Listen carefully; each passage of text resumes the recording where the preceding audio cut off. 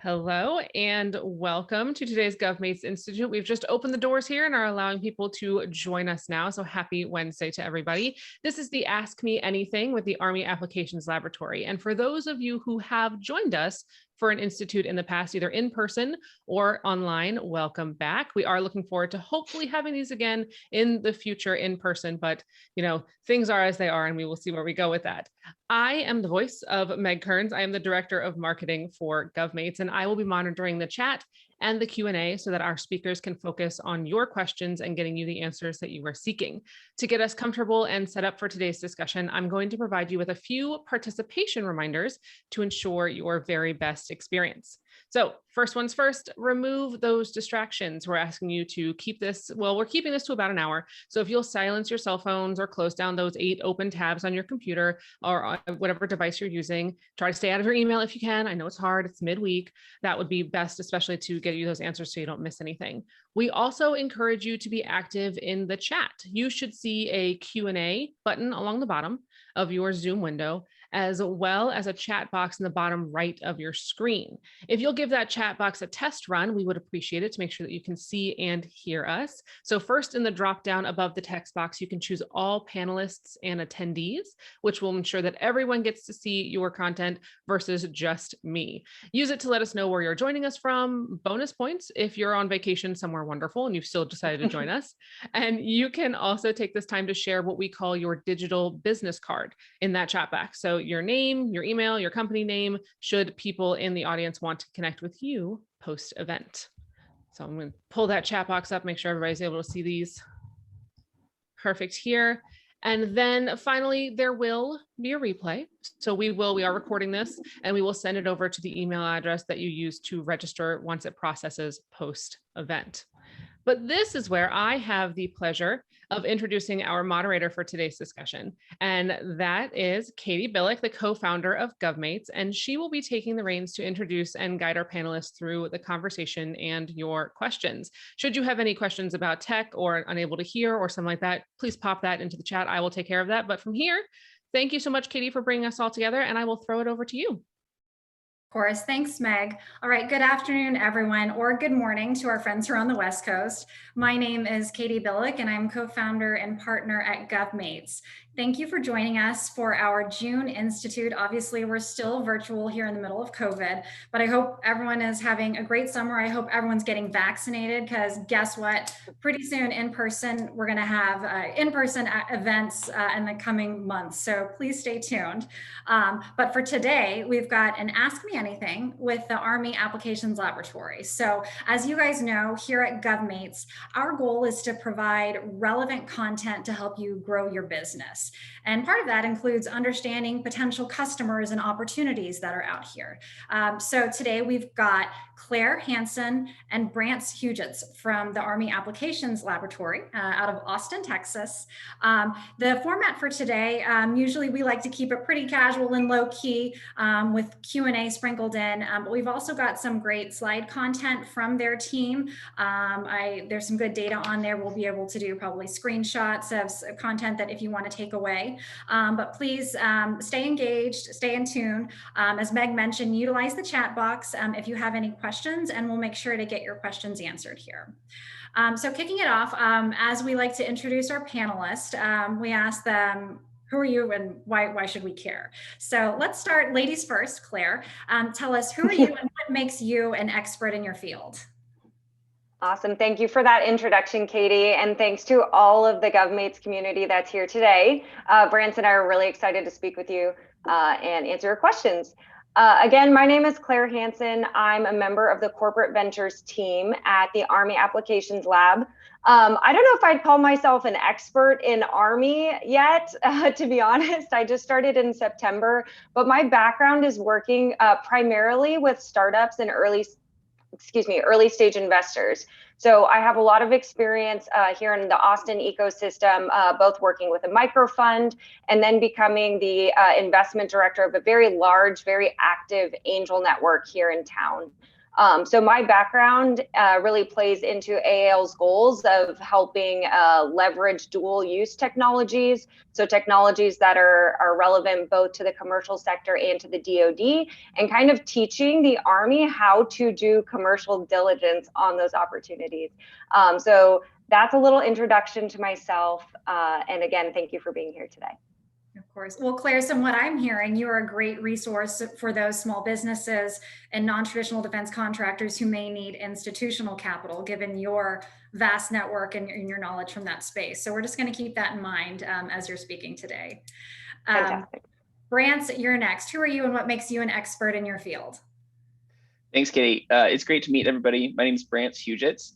I've been with the Army Applications Lab for a little over a year now. This is my first foray into the DoD as a civilian. As with Claire, I'm new to the Army world, quickly learning all my acronyms. But really my expertise that I bring is in corporate innovation. So a lot of what I've been doing for the last year is very similar to what a traditional CVC or corporate venture capital group would do. And previous to the Army, I spent the last 5 years building and running corporate innovation programs.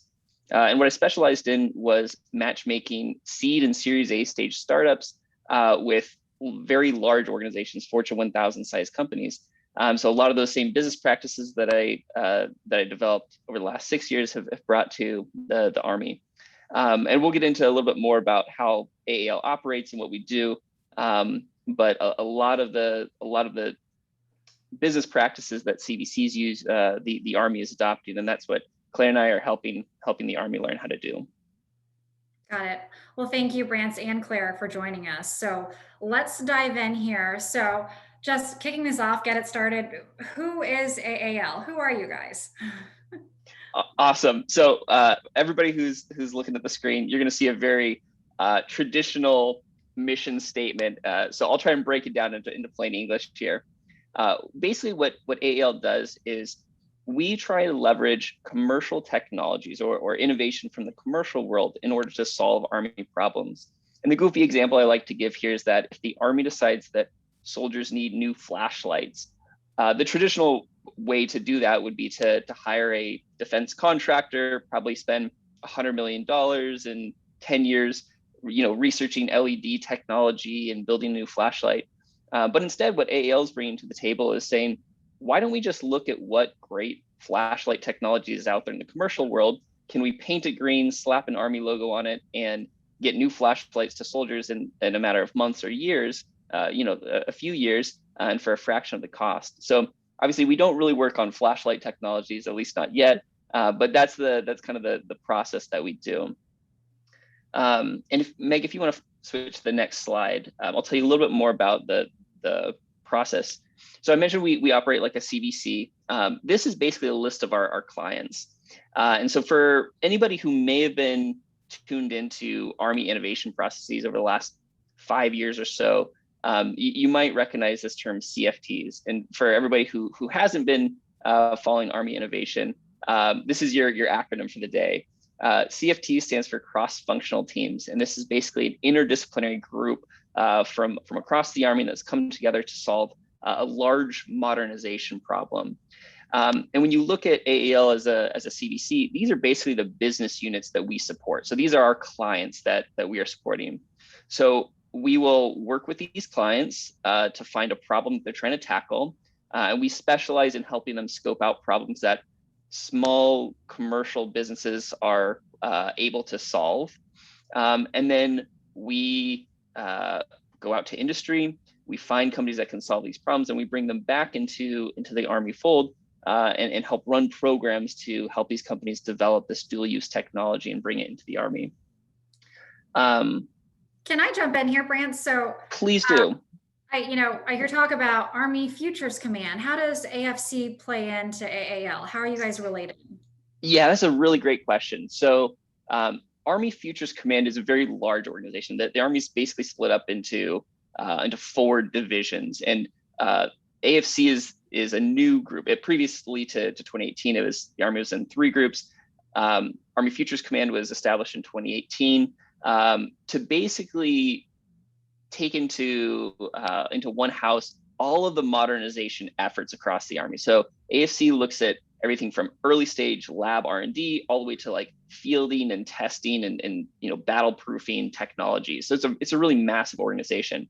AAL is a small sliver of that. So we were stood up in 2019, and like I said, we really specialize in leveraging commercial technologies in order to solve Army innovation challenges.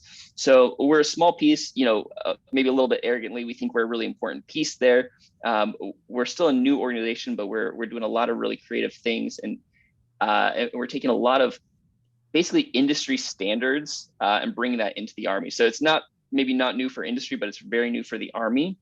And so a small group, both of us are both AFC and AAL. We're headquartered in Austin, Texas. AAL is about a team of about 50 to give you guys a estimate of size. AFC's got about 500 to 700 folks here in Austin, and then thousands of folks across the country. So it's a much larger organization. Got it. So I would say, as far as the contracting community and industry is concerned, everyone likes to follow the money, right? So we have a good feel for, AFC in their budget. So what kind of money does AAL have access to? And I think that's probably a good segue to talk about funding and the various vehicles that you use. So can we talk money for a minute? Yeah, absolutely. Get to the good stuff up front. So money is a great talking point, and Claire will get into this a little bit more, talking about how AAL's business model has evolved and how we approach things. But currently, I liken AAL to a startup in that we're fairly young, we're really scrappy, and getting to your original question, we're scrappy when it comes to money. So if you look at Army budget cycles, these things are planned like years and years in advance, and so the budget that we've been able to access has primarily been through the SBIR program, the Small Business Innovation Research Program. So this limits the funding or the companies that can work with us to small businesses. That's typically less than 500 people. So that's still a big company for a lot of folks. But we typically leverage SBIR funding. And we do have some other RDT&E funds that we use for projects, but the bulk of our funding comes through SBIR. Based on Army budget cycles, we hope that towards the end of this year, or potentially into next year, we'll have in the order of tens of millions of dollars that are RDT&E funding that we can leverage outside of SBIR or in addition to SBIR. But for the immediate, most of our funding is through the Small Business Innovation Research Fund. Got it. So going forward, are you going to be leveraging other vehicles potentially? Or I know you don't quite have a crystal ball, but what do you envision going forward? Yeah, absolutely. We want to be tapping into other funding sources. I don't think that the SBIR funds are going to go away. I think we've seen a lot of success through the way that we've been able to deploy those funds. And that's getting a lot of interest from our clients and folks at AFC. So I think that program will continue to grow. I kind of look at the potential for OTAs and RDT&E funds as kind of the cherry on top of like, we've got this pretty successful business line leveraging SBIR. These other things, these other funding streams, we're absolutely going to try and tap into, but we're looking at that to augment what we've already got going on. Got it. Okay. So getting back to and covering your focus areas, I'm just curious, as you're leveraging innovation from the commercial sector, do you find yourselves engaging more with companies who are pure commercial companies who've never touched the federal government, or are they companies who already do business with the government, say with other verticals within Army or within DoD, but that also have a commercial product? What do you see the most of? Yeah, that's a really good question. So right now, it's about 50-50 as far as companies that are familiar and do work with the government and companies that are brand new to the government. That to me is a pretty significant number. Our end goal is to be working with the majority of companies that have never done business with the government or very limited experience with the government. But right out of the gates, being able to say that about half the companies that we work with have never done business for the government before is pretty significant, especially coming from a group like the Army. When we look at the companies that we engage with, a lot of them are in the MVP stage, like they've got some kind of traction in industry, some kind of commercial engagement, but we're asking them to make a pretty significant pivot, right? And so we're trying to time that where these companies have the opportunity to develop a sustainable line of business within the government, within the DoD, right? And so to do that, a lot of times we have to get in fairly early stage with these companies. So while some of the projects that we work on are really well suited to folks that have lots of experience with the government, are working on like DoD first, or their DoD first companies, a lot of the projects that we work on have a true dual use capability, and we really want to leverage those industry best practices and industry technologies that then can be translated into an Army world. And I'd love to turn over to my colleague Claire, because I think she might have some interesting perspective on this. Yeah, definitely. We really look for companies that haven't worked with the DoD. I mean, that's Brance and my whole reason for existing here is to try to convince companies that haven't worked with the DoD, or maybe have tried and haven't had good luck, that it's not so bad, and that there are better ways to do business with the Army than and the DoD in general. On the flip side, internally with the Army, we're educating them a lot on what we can do to attract different types of companies and sort of new entrants into the space. There are a couple things I wanted to mention, which is that the way AAL does business is hopefully a lot different than maybe other DoD or even other federal government work that you've done before. We really put the company at the center of the experience. So we know that working with the government and the DoD is traditionally a pain. So we really try to address those pain points. There's three pain points in particular we really base our business practices off of, which are granting awardees more access. So access to the Army decision makers, access to the end users, which in AL's case is always the soldier. We try to grant that access throughout the entirety of contracts. So you're not just awarded a contract and then expected to deliver 3-6 months later. AL is there with you the whole way through and providing that access to the folks you need to deliver a great product. Additionally, we try to be more transparent. We, instead of listing just requirements, we actually just talk about the problem with innovators, with the companies, and ask them to tell us the best way to solve it. And then lastly, in terms of capital, we really fight to deliver contracts at the speed of business, at the speed of industry.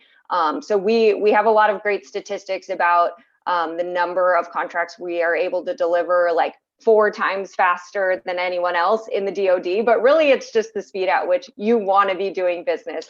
So those are kind of our differentiators. That's how we try to get y'all in the door, and we hope that pitch resonates with you, and those pain points and the fact that we're addressing them is a reason to come to AAL.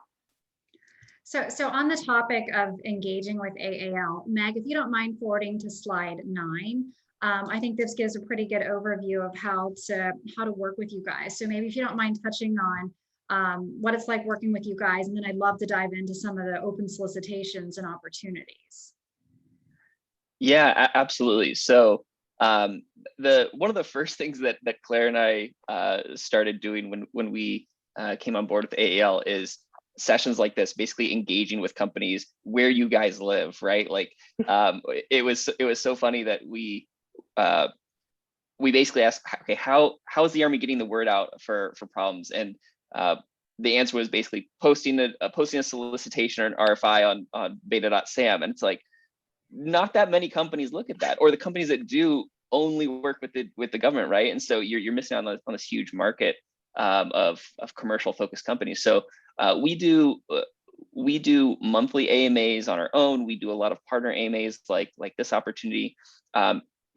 This may sound silly, but we also post things on LinkedIn and Twitter, which is where entrepreneurs live and read.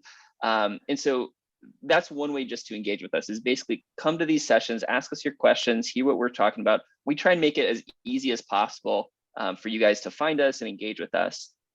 The second way that we work with companies through our special topics and our SBIR opportunities.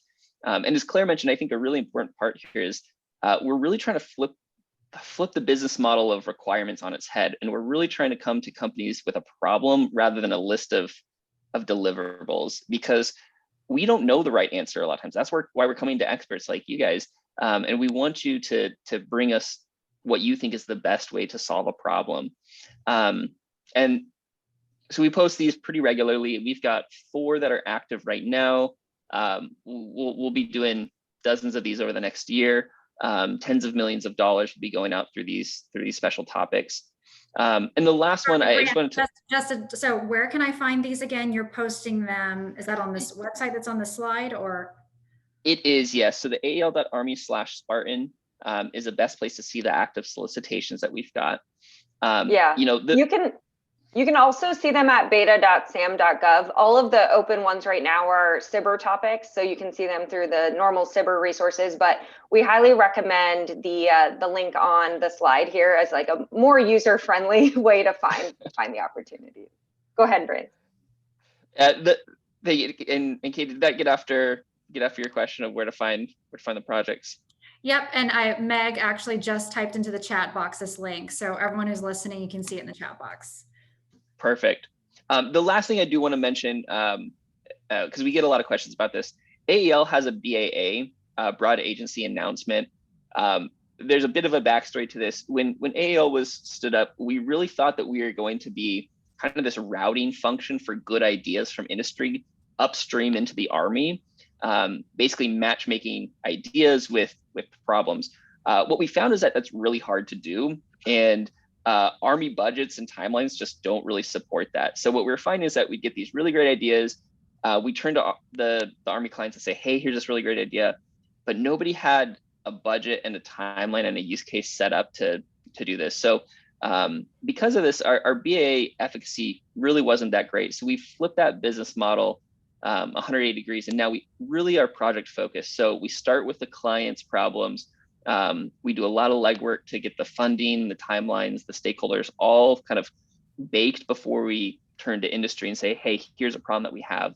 So that BAA is a bit of a relic or an artifact of our previous business model. The reason I bring it up is that it still is an interesting opportunity to leverage. So if you've got really game-changing technology that the Army or the DoD probably has no idea even exists, that's probably a good opportunity for you, is to apply for our BAA. It isn't funded right now, although we hope that that's going to change towards the end of this year. But that's the best place to tell us what you've got and get the Army folks to start thinking about this game-changing technology. Brance, I got to stop you there. So when you say not funded, that's where I'm losing everyone in industry, because I'm hearing you should apply to this, but there's no money associated with it. So yeah.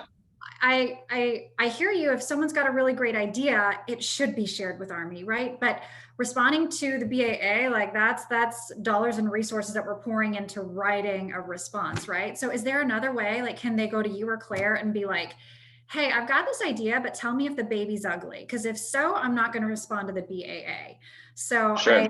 I'm cognizant of the fact that our guys have limited resources, and plus we're at the end of the federal fiscal year. They might be chasing stuff that has real dollars associated with it. So is there some way that you guys can, help a friend out here and let us know if we should actually respond, or tell us? Yeah, absolutely. I can take that one, Brance. We have as Brance mentioned, the BAA is a great opportunity. Right now, what we're doing with those applications is we do review everything that comes in there. We just don't have the ability to fund, as you pointed out, Katie. So we are still reading the BAA submission. So both a technical expert on our team and Brance or myself or one of our teammates are reviewing those from a commercial perspective, and we've got all the comments in there. So if and when that BAA is funded, we will be able to go back and kind of, see if there's anything already in the submission portal that we want to fund. So that's number one.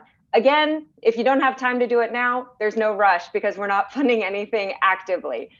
So if you still want to join our network, because the other piece of the BAA is once you submit, we've got you in our system. So if a funded project does come up, we can make sure you're the first person to know, if it's something that's up your alley. So the BAA is kind of, you're right, Katie, it's like value time to value might be fairly low. However, if you still want to join our network and get those updates on funded projects, there's a much briefer form that you can fill out. I think Meg also has this link. It's just aal.army/join, and it's essentially just a web form that you can fill out and tell us a little bit about yourself, like what your title is, what the company is, technology verticals that are applicable to your capabilities, keywords, and a brief description. So that should be something that can take you, 10 minutes or less if you're the right person in the company that has that information ready to go.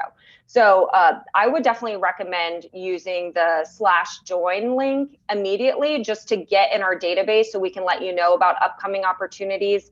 And then maybe applying to the BAA either when you have bandwidth and want to be on our list for when it gets funded, or just waiting until the announcement of, hey, we finally have funds. And don't worry, we're going to make sure that when that happens, that announcement is very loud and proud, because we'll want everyone to know. Got it. So I do want to touch on additional open solicitations and your upcoming cohort. But before I get to that, I see a question in the chat box. Do you have FOCI qualification rules that eliminate participation of foreign-owned companies? Yeah, so because most of our projects are funded through SBIR, there are limitations on that. I don't want to get into all the details because it can get kind of case by case there. But if you're not sure if you're eligible based on foreign ownership, I would look up the SBIR eligibility. They have flexed that a little bit over the last several years, it feels like, to make venture-backed companies more comfortable with applying to SBIR. But there are still some pretty strict regulations on foreign ownership. Got it. Yeah. And if and when we leverage additional vehicles for funding, those requirements will change based on the funding vehicle. So like Brance mentioned, our open opportunities are all currently SBIR, unfortunately, in that sense. But that doesn't mean they always will be in the future. Let's see, we have another question. All right, since AAL's emphasis is more on seeking out non-traditional defense contractors that maybe haven't worked with the government before, does that mean that companies who have actually worked with the government are, excluded from talking to you guys? Should they still reach out? What's your view on that? Yeah, so it doesn't mean that we don't want to talk with you, and it doesn't mean that you're not the right fit for our projects. Some of our projects are, I think, better suited to true dual use companies, while some of our projects need some of that maybe government focused R&D or services based R&D skill sets. As an example of this, we run cohorts periodically, and so as part of this, we'll accept maybe 10 plus companies into an initial 4-month program where they'll kind of meet with soldiers, really dive into the problem and pitch a solution. Some of those cohorts I think are really well suited because you need companies that understand the military. It's not necessarily just bringing us, commercial product in and painting it green. It's more about how do you integrate this technology into a larger problem. And what we see sometimes is that these companies that have a ton of government experience and kind of that R&D government experience will partner up with a commercial focused company that has a product that they don't really know how to integrate this. They just know how to do the special thing that they do in the industry. And so I'd say if you're a government focused R&D company, pay particular attention to the cohorts that we launch. That might be more well suited for your business. Can I add one more comment in there, which Please. Is part of AAL's mandate, and I'm still making sense of this, but hopefully it will resonate with y'all, is that part of the reason we're so focused on commercial technologies is also because of this idea that by leveraging commercial technologies, we're also leveraging commercial investment, right? So if commercial and private investors are investing in this technology, theoretically, it's less R&D funds for the taxpayer to be spending, replicating that same research for strictly government work. So when we talk about like our mandate is to go find companies that have never worked with the government before, that's kind of where it originates. Of course, I think like the Army kind of said that, like big Army, the Army was like, oh, it'll be great to like leverage commercial investment and like, you know, save taxpayer dollars. I don't think they really knew what that meant and realized that, hey, like we still do need companies with the context of working with the Army previously or government previously is actually pretty valuable. So I wouldn't read too far into that. Like Brance mentioned, a lot of the companies that we award have had significant experience working with the DoD and Army and government before. So just a little bit of extra context there, but I wouldn't worry about it too much. Got it. Well, you guys had mentioned the cohort, so maybe that's a good time. Meg, the next slide here actually touches on your upcoming cohort. Looks like robotics. Can you give us a little bit more on that then? Yeah, I can talk about this slide. We have a cohort. Applications are actually currently open. So for those of you familiar with I think it's SBIR only, but this might apply to other government contracts as well. There's a pre-release phase in which a topic is announced and companies or anyone interested can kind of come and learn about it and ask questions. And then it enters into like an open period when you can actually apply. So the cohort opportunity here is actually open. So if this sounds interesting to you, you can go ahead and apply today. Actually now through June 23rd, as it states there on the slide. Our cohorts, as Brance mentioned, are meant to tackle complex problems that are gonna require multiple technologies and capabilities, not just looking for one company, but potentially collaboration amongst many. This one in particular is focused on the robotic combat vehicle, so RCV, robotic combat vehicle sustainment. So robotic combat vehicles, to me, they look like really badass tanks, but they're actually modular vehicles that are designed like for their specific mission. And they're really important to modern day battles. However, what we're really trying to address in this project is how to keep them sustained. So how to keep them working properly and at maximum capacity throughout the entire mission. So looking at a variety of different solutions in logistics, like preventative maintenance sort of things, but also like sensor fusion and like how the vehicle can talk to the soldiers and prevent the soldiers from doing unnecessary manual labor. So this is a really cool project. The cohorts are the most hands-on projects that AAL does. It's kind of like an accelerator meets hackathon model. So there actually is scheduled programming. It's optional, but we highly recommend that awardees take us up on the offer, of course. So lots of programming involved where awardees get that access to the end user, to the soldiers. You get to go out in the field, experience demos. You get to talk to the client throughout the entire project. So anyhow, there are phase 1 and phase 2 SBIR opportunities associated with the RCV project. There are webinars and Q&A that have already occurred, but you should still be able to review those resources. Again, the best place I would recommend going is just our website, aal.army/SPARTN. That's Spartan. And you'll be able to find, I think, the best information there and then potentially get directed to the DSIP website if you actually do want to apply. And happy to take questions on the cohort model because I know it's a lot. I was going to ask about the cohort experience because I know that term is used pretty broadly, but what is the engagement like? I mean, it sounds like at a high level, a great networking opportunity to meet so many people, yeah. But I assume it's other non-traditionals and small businesses. And do you have any of the large defense primes or integrators involved at all?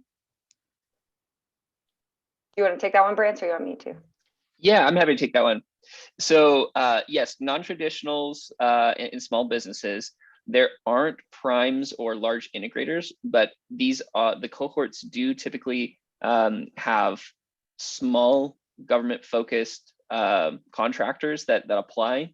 And anecdotally, the last few cohorts that we've run have had one or two of those contractors involved.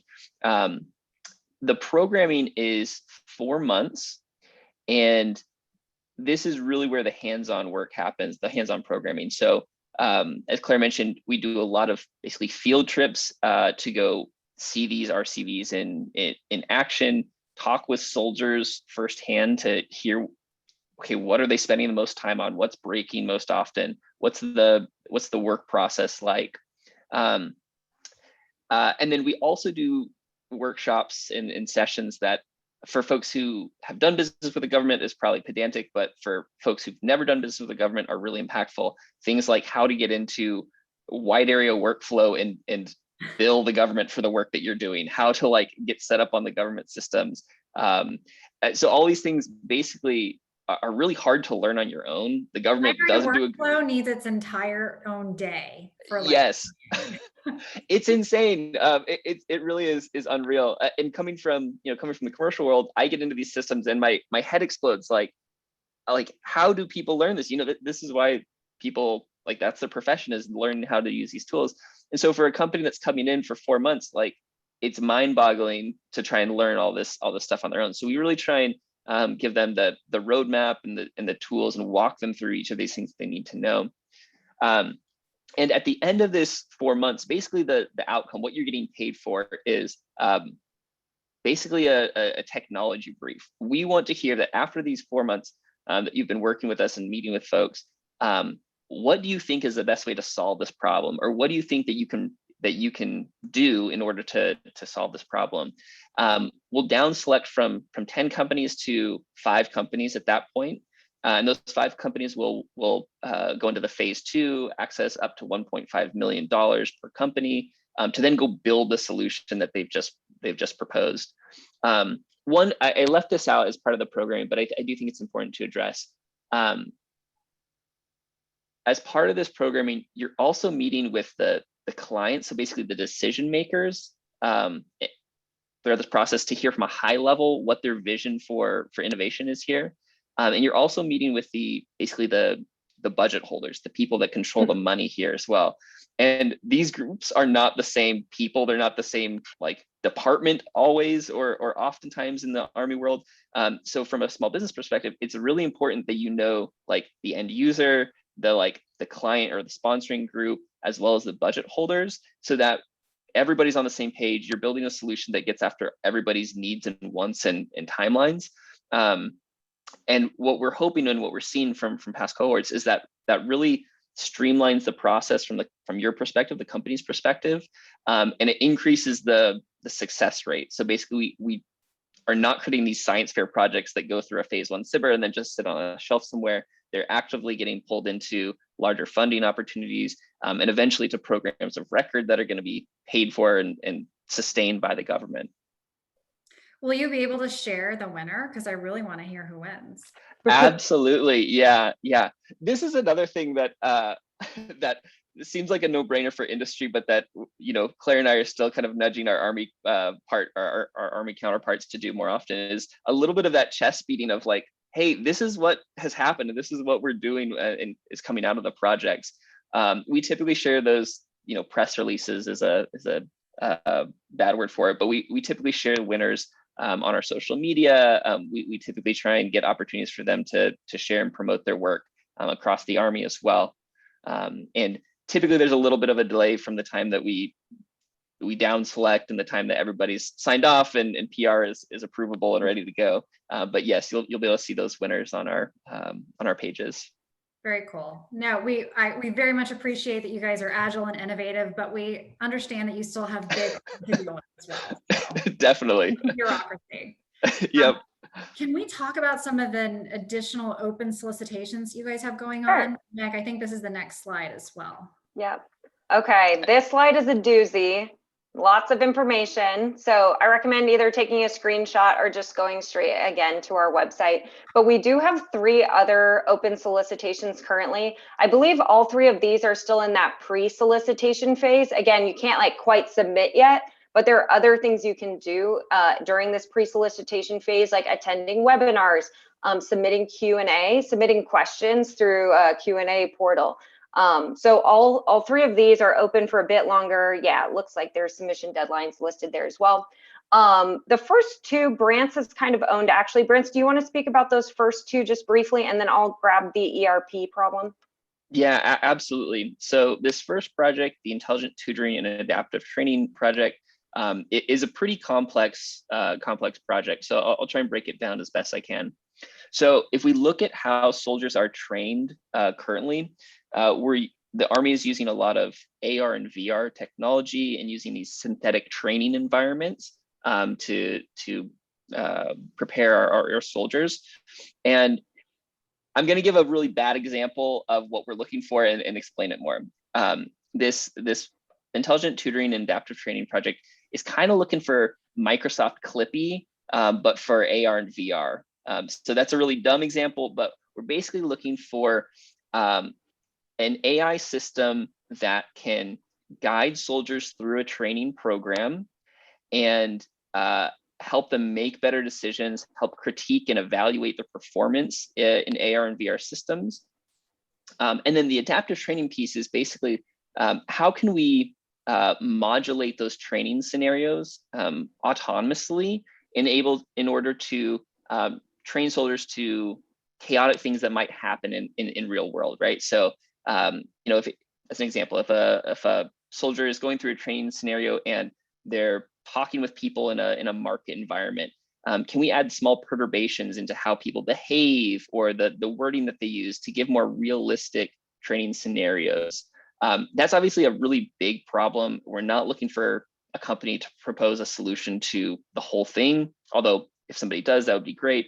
But we're looking at companies that can provide pieces of a solution there. So, if you've got a company that can provide analytics on training in VR, we want to know about that. If you've got a really great NLP technology that can make avatars sound really realistic and speak realistically, we want to know about that.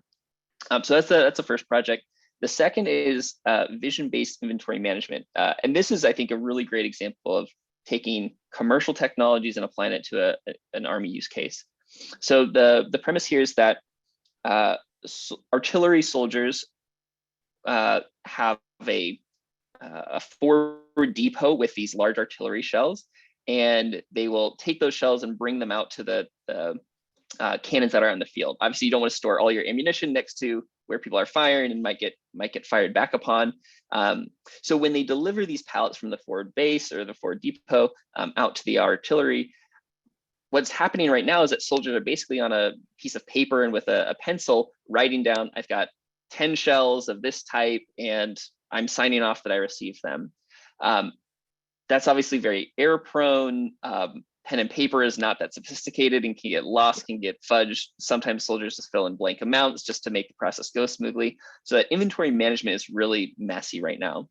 So what we're looking for is basically companies that can take computer vision and AI technology, put it onto a mobile device so that with your Android phone or your iPhone, you can take a quick picture or scan these big pallets of shells, and the phone will automatically recognize, okay, I've got 10 shells of this type, and input it into a battlefield inventory management system. So we're looking at things obviously like computer vision and mobile AI, optical character recognition, things that are very pervasive in industry. We're looking at adapting that to an Army use case there. The deadline for those two projects that I mentioned are coming up soon. I do believe that you've still got a little bit of time to submit questions or schedule a time to talk with the technical point of contact. They can answer all your nitty-gritty technical questions. And then pretty soon the open solicitation period will begin for those, so you can actually apply to those two projects. And Claire, do you want to talk about the ERP project? Oh, yes, I would love to. The ERP project is maybe the least sexy project I have ever seen AAL approach. But it is also pretty approachable. Again, dual use technologies, of course.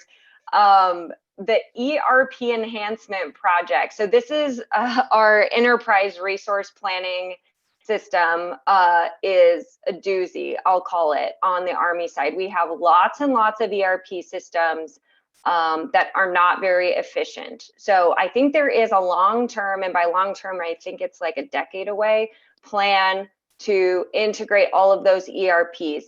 In the meantime, it would be really nice to have specific ERPs actually be more user-friendly and produce better insights. So we're essentially looking for solutions that can improve a few, I think it might be one or a couple of our key ERP systems. I believe they're named in the solicitation. So if you know ERPs well and Army ERPs, you can check out the solicitation. It's a better resource than I am. But essentially, we're looking for better UI UX experience. There's a lot of manual data entry that's going on right now, and with the poor UI UX, there's a lot. It's very prone to human error. So we're looking for someone to come in and help us improve that experience so that essentially data is cleaner and easier to leverage. And speaking of leverage, leveraging the data is the sort of like second piece of this problem. Is we would love for someone to come in and use, they're saying it's AI and ML, but I think it's really just ML. So if we're looking for someone to leverage machine learning to just help derive greater insights when it comes to logistics and mission planning. This one just launched last week, and there's actually a webinar coming up for it next week on the 16th. So if you're interested in the ERP project, definitely check out our website, register for the webinar. And again, there's technical points of contact for that project as well. And then that one will open up for you to submit. I believe it's later this month or early July. So you've still got plenty of time on that ERP project. And I think that's it. That's a lot of talking for us. No, that's great. So GovMates, everyone on this call, I know a lot of you guys have capabilities that align here. So definitely dive a little bit more into this, because I think this definitely applies for so many of you. I do have some questions in the chat box. Security clearance. So do you, basically the projects that you guys are putting out, will it require those personnel to be cleared? Yeah, I can take this one. Most of our projects don't require that. Some of the follow-on contracts and later SBIR phases may require that. As a high level, we do get asked a lot of times about security and ITAR, things like that. A lot of times the projects that AEL is working on, we know that we're going to have to deal with security eventually, but right now we really just want to see if things are possible. We really want to see if the approach to solving a problem is the right way. And if it is, then let's worry about security and checking all the boxes. But most of the projects we work on are really about that proof of concept. And we don't want to get bogged down with having a company fill out tons of paperwork and forms and things before we even know if it's a good way to do things. Got it. Okay. Another question for the Talk to the Expert session. Is this a focus on the technical problems and challenges, or can we pose questions related to the L&M of the solicitation? That's for the webinars? As it pertains to the open solicitations, the Talk to the Experts section? Yeah. Oh, okay. So the Talk to the Experts button, I believe that's going to give you a link to speak to a technical point of contact or a TPOC. All of the above. You can ask them any question. They cannot advise you in any way, but they can give you more detail on the solicitation, and any like technical questions you have, they will know. So I believe it's all of the above. If there are sort of boundaries of what they can and can't say, they'll let you know. So I might recommend checking out the webinar first and seeing if you get your questions answered there, because there is time for Q&A. And then if you really need to dive deeper, scheduling that TPOC call. Although the second sort of caveat there is that the TPOC calls are not infinite. There's only a certain number available. So if you're pretty sure you're going to want one, maybe book it now and then just book it for after the webinar so you could cancel it if you don't need it. That would be my recommendation. Yeah, I would double tap that. The webinars generally also have some of the stakeholders participate as well. And they're really great for painting that high level picture of like, what's the context in which we're trying to solve this problem. And that a lot of times will direct people's specific questions that are great for asking the TPOCs. Got it. All right, GovMates, any more questions for the panelists here? Feel free to use the chat box.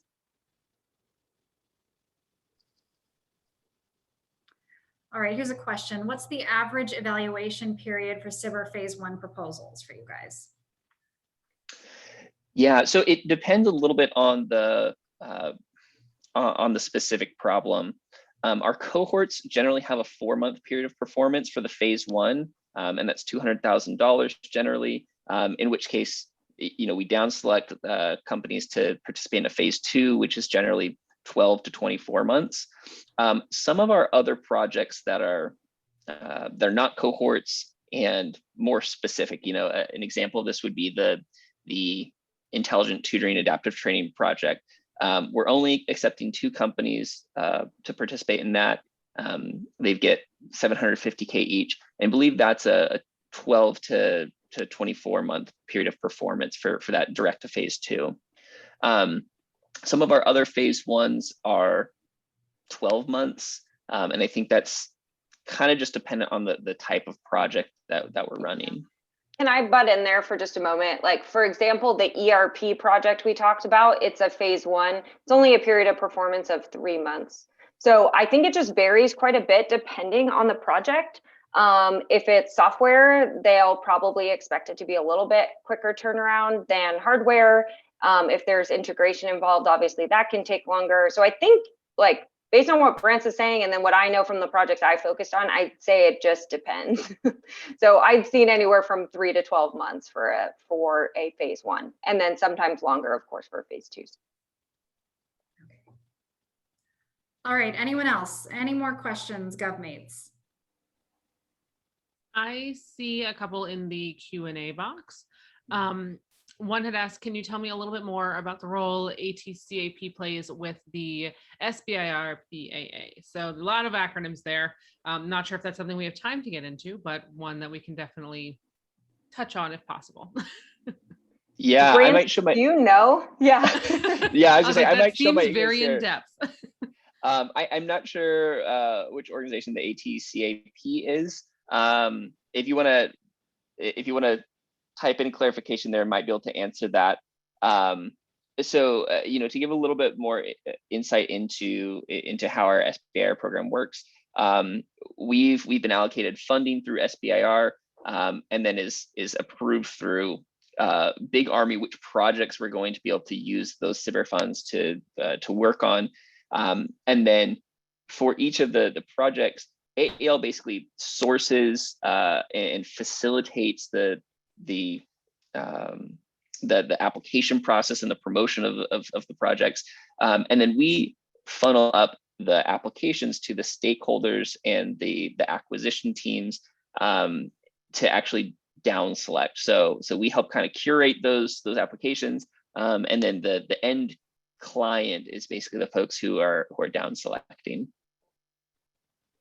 Meg, that's a question there. If you forward that to us after the session, we can ask around internally to get any more clarification.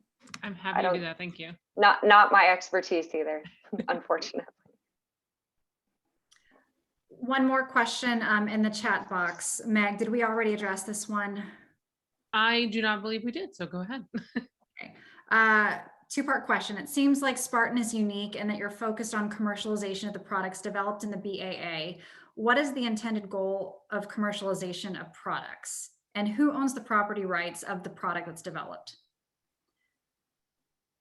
So to clarify, and I want to make sure this is clear, there are our Spartan projects, and then there's our open BAA. I do think technically our Spartan projects run on a BAA, but it's not the same as the non-funded BAA that we told you about before. I think the BAA we use for the open project, we're essentially borrowing another organization's BAA to run these off of. So y'all actually might know more about how and why that happens than Brance and I do, to be honest. And then, I'm sorry, I like forgot the rest of the question a little bit. Property rights. Katie, can you give me? Property rights. Yes. Who owns that? So yeah, that's a great question. Property rights, when it comes to these SBIR projects, SBIR projects have amazing, what is called data protection rights. So you can Google those, and I actually think there is a tutorial on the SBIR website specifically geared toward data rights. That's what it's called. Like if you're asking about intellectual property, SBIR projects are some of the most protected, the most friendly to the company out of all of the contracting types for the government. So if you're interested in learning more about those, we definitely recommend just Googling SBIR data rights. That's the term you'll want to use there. And in terms of commercialization, which I think was the part I blanked on there, our goal is really to transition, that's what we call it in the Army. And I know that's a kind of a fraught term as well, but our goal is to transition technologies into Army budgets and into soldiers' hands. And believe it or not, those two are not always simultaneous. So at AAL, we have been successful in getting products and capabilities into soldiers' hands that haven't necessarily been built into the budget yet, which takes some time, as I'm sure you are all familiar. So those are really our goals in terms of transition within the Army. In terms of commercialization in the private sector, that's really kind of up to the company to pursue. Of course, we hope that your product is successful in the commercial sector as well, and that you're not just reliant on a government contract to sustain yourself. Of course, I know that's your goal, right? Like no one wants to be dependent on just one customer, but we don't do any sort of like checks on that as the commercial, or excuse me, as the technology develops. Okay. To my knowledge. Well, so it's coming up here at the end, so I want to be sensitive to everyone's time, and we're going to wrap this up. For anyone who has additional questions, feel free to shoot us an email. Meg, if you can type my email address in the chat box so everyone has it. Here is the slide where feel free to link in with everyone here on the slide. And I want to say thank you to Claire and Brance for taking the time to participate in this GovMates Institute today. Good news for everyone going forward. We're going to host our first in-person institute post-COVID coming up in August. So everyone stay tuned for a save the date. GovMates, we're here based in the Washington, D.C. area, so the event will be here in D.C. So we'd love to see you all in person, fully vaccinated, of course. But with that, thank you again, everyone, for joining us. That's another GovMates Institute in the books. So thanks so much. Thanks for having us.